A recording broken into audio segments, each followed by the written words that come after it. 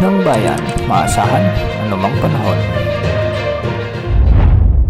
Magandang araw po sa ating lahat. Narito na ang update sa lagay ng ating panahon ngayong araw ng Miyerkules, May 14, 2025 at sa kasalukuyan ay easterlies ang weather system na nakakaapekto ngayon sa ating bansa. Dahil nga sa easterlies ay makikita natin sa ating satellite animations na sa malaking bahagi ng Mindanao ay nakakaranas ng maulap na papawirin na may mga kalat-kalat na pagulan at thunderstorms, particular sa may Southern Leyte, Dinagat Island, Surigao del Norte, Surigao del Sur, sa may Davao Oriental at Davao Occidental.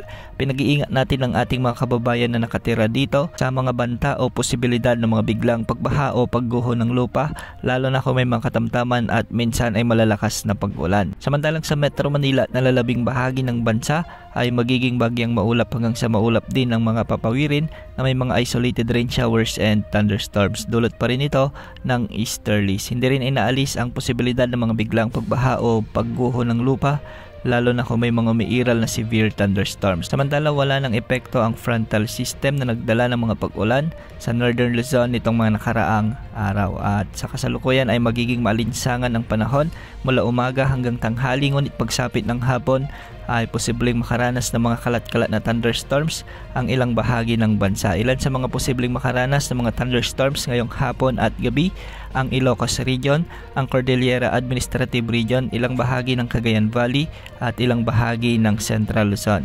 Posible rin ang mga pag-ulan dulot ng thunderstorms ang ilang bahagi ng Metro Manila, Bicol Region, Mimaropa at Calabarzon. Sa Visayas, posible naman ang mga pag-ulan dulot ng mga thunderstorms sa may Negros Island Region, Western Visayas at ilang bahagi ng Eastern Visayas. Sa Cebu at Bohol, posible rin ang mga pag-ulan, ngunit hindi naman ito kalakasan. Sa nalalabing bahagi ng Mindanao, asahan din ang ganitong panahon, lalo na pagsapit ng hapon at gabi sa may Zamboanga Peninsula, Bangsamoro Region at ilang bahagi ng Northern Mindanao. Sa kasalukuyan, wala pa rin tayong namomonitor na LPA o bagyo na posibleng pumasok sa ating area of responsibility sa susunod na 3 hanggang 5 araw. Wala ring nakataas na gale warning sa anumang baybaying sakop ng ating bansa.